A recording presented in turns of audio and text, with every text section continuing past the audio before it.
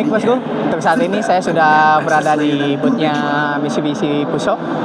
Di belakang saya sudah ada dari Ekenter. Untuk selengkapnya, mari kita ulas lebih dalam lagi.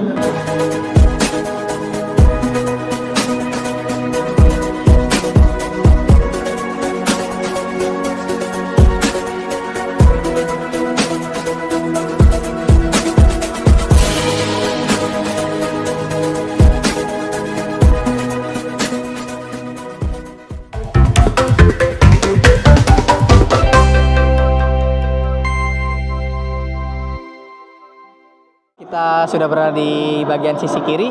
Di sini sudah nampak terlihat dari kanji Jepang karena ini build up dari Jepang ya. Baik bosku, kita ulas lebih dalam. Di sini ada extra fan untuk bagian AC karena ini build up dari Jepang. Seperti ini penampakannya, seperti di Super Grid di video kemarin. Dan untuk spakbornya masih sama seperti produk yang sudah ada di Indonesia. Dan untuk ini ada penyimpanan dari baterainya ya bosku. Sini terdapat 2 buah, ada di kiri dan di kanan. Dan untuk ini berbeda ya bosku, karena di unit yang sebelum menggunakan bahan bakar listrik, dia di sini ada transmisi ya bosku. Dan di sini juga ada sering disebut kopel untuk ke belakang. Dan ini berbeda ya bosku. Baik bosku, kita sudah ada di bagian belakang. Untuk stop lampnya sendiri di sini sudah berbeda dengan produk yang sudah ada di Indonesia. Ini juga dudukan platnya berbeda. Ada 2 ininya. Dan ini juga masih sama, berbeda. Dan untuk dudukan ban stipnya masih sama dengan yang ada di Indonesia. Dan untuk sektor gardannya sendiri masih menggunakan gardan ya bosku. Dan di situ masih terdapat kopel sambungan, join kopel untuk ke transmisinya. Dan untuk per di sini masih menggunakan per spring ya seperti biasanya.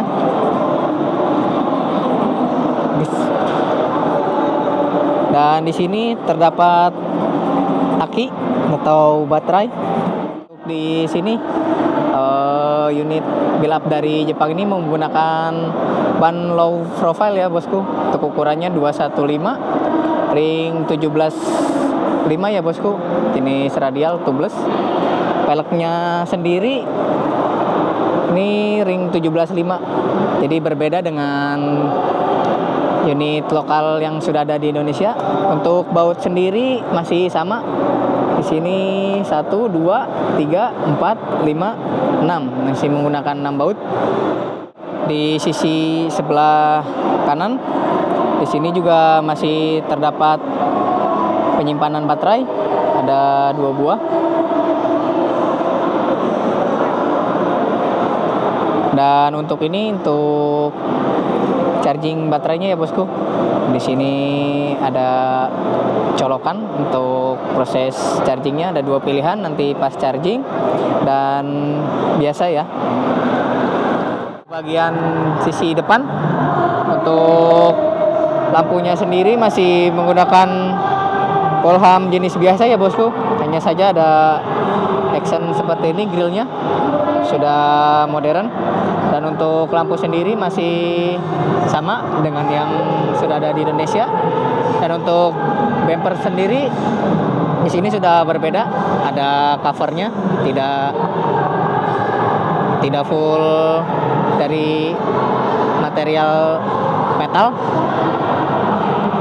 Dan untuk grillnya di sini nampak mewah sekali dengan ada aksen chrome. Sini ada 3 berliannya juga sudah full chrome ya bosku. Di sini grillnya berbeda. Dan di sini masih ada action chrome juga. Dan untuk wiper masih sama, ada 2 piece. Untuk sisi bagian kiri juga masih sama dengan yang ada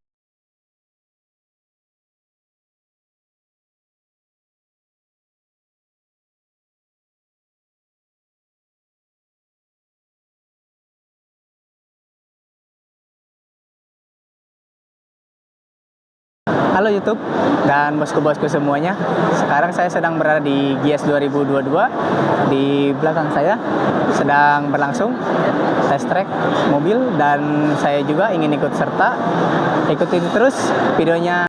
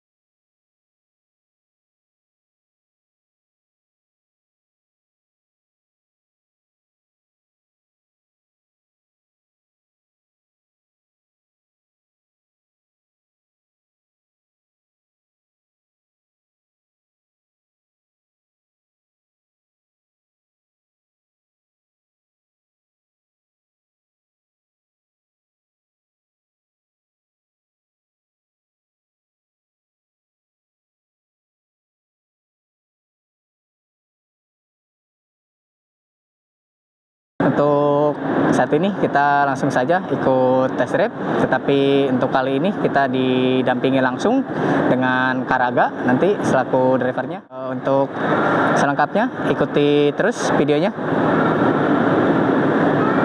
Ini bentuk kuncinya. Oke. Terus jadi cara nyalain mobil ini, di sebelah tombol start stop ini ada lubang kotak gitu. Tinggal kita masukin kuncinya. Kita pencet dulu. Sebenarnya langsung injek rem mencet nyalain bisa. Cuman save-nya kita pencet. Nah, ini ACC nih kan. ACC, kita tunggu udah mati indikatornya. Ini posisi mati. Nah, ini udah nyala. Kalau udah ada lambang ready-nya di sini di indikatornya berarti dia udah nyala. Terus udah kalau yang lain ya kayak di mobil normal sih, head unit, terus button-button di sini masih sama sih kalau yang lainnya. Kalau yang ini yang radar tadi, yang untuk lane keeping assist, buat automatic emergency brake, sama electronic stability program itu. Untuk spion listriknya sudah tersedia? Enggak ada. Di unit ini belum ada. Karena kan kalau Jepang ada listriknya, dia bisa lipat sendiri. Iya, nggak ada kayaknya deh. Halo YouTube dan bosku-bosku semuanya. Alhamdulillah pada kesempatan hari ini saya bisa mengikuti test drive dari kakaknya. Hari ini kita test drive dari e-counter ya, listrik.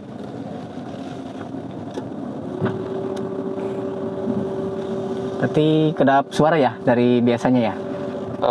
Iya, karena kan suara mesinnya juga udah hilang. Sekarang yang ada cuma suara dari AC doang. Oh, hanya dari AC. Untuk jarak tempuhnya maksimalnya berapa yang bisa ditempuh? 100 km dengan beban. Ini bisa bawa beban sampai sekitar 3,1 ton. 3,1 ton, oke, biasa ya. Untuk transmisinya sendiri hanya ada matic atau ada manual juga? Transmisinya sekarang cuman matic. Terus mesinnya 135 di baterainya. Kalau di horsepower itu sekitar 180. Torsinya 390 Nm. Luar biasa ya untuk kelasnya listrik ya, truk listrik. Ya, dan lagi motor listrik itu tenaganya lebih spontan masuknya daripada mesin konvensional kan. Untuk bahan bakar sendiri bisa dari bahan bakar biasa, fosil atau full? Oh, ini udah full elektrik. Udah full elektrik ya? Full. Kalau di tol biasanya kecepatan maksimalnya yang bisa dihasilkan berapa? Jadi kayak yang tadi udah saya bilang, sebenarnya ini mesin punya tenaga yang lumayan cukup besar lah ya. Cukup besar. Bisa dibilang. Cuman balik lagi, ini dia di limit di, saya lupa, sekitar 80 atau 100 km per jam. Baik. Karena yang pertama emang ini bukan mobil untuk ngebut.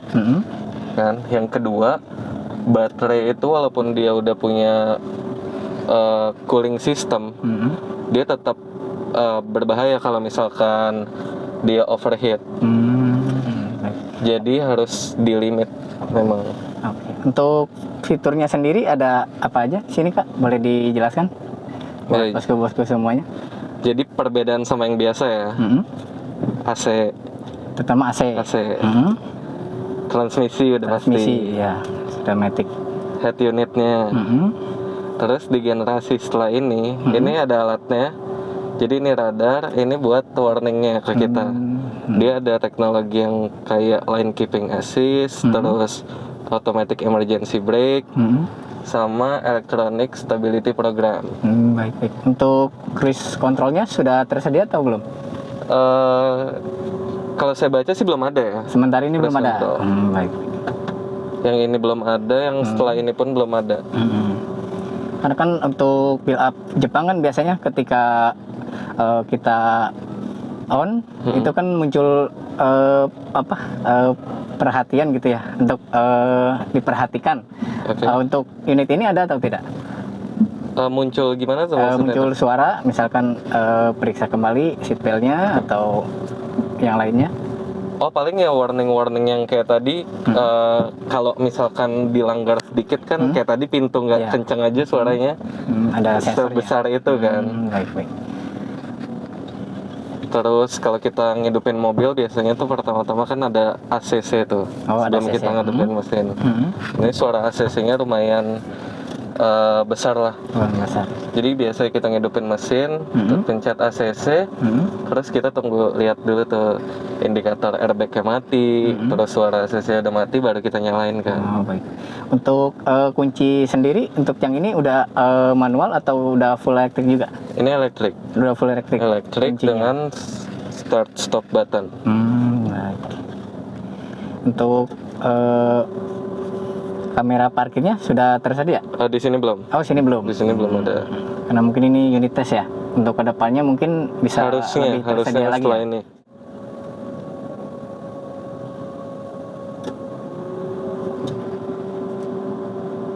Berarti yang dominannya hanya suara ACS saja. Iya, suara AC. Ini kayak gini. Nah, dia sebentar nyala terus mati lagi. Nyala. Kalau hitungan jam biasanya durasinya berapa? Apa tuh? Untuk bahan bakarnya? Kalau dihitung jam agak susah sih ya. Susah ya, karena dia kilometer ya. Iya.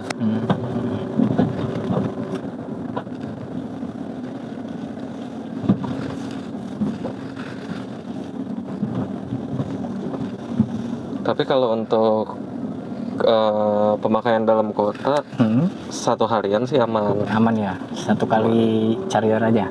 Iya. Ini kalau maksimum beban yang bisa dibawa 3,1 ton. 3,1.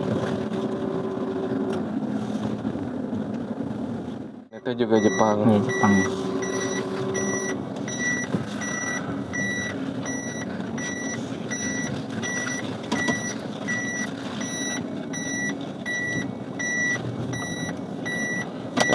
Harus saya lurusin dulu. Oke.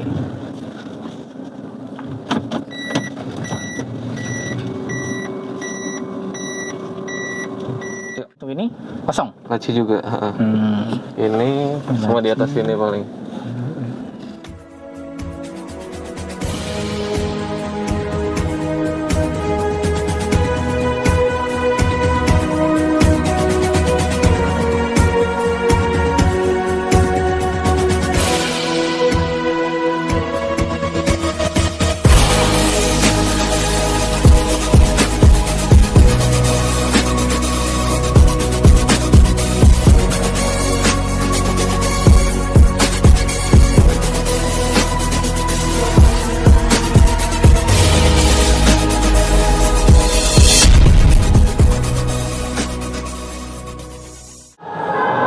Baik bosku, mungkin sementara itu saja yang bisa saya ulas untuk Ushuaia Canter-nya. Tetap ikuti terus perjalanan Rehan WB dan nantikan konten-konten selanjutnya. Salam Salam sehat selalu, semoga rezekinya lancar, dan jangan lupa tekan like, komen, dan subscribe, dan bunyikan untuk tombol loncengnya.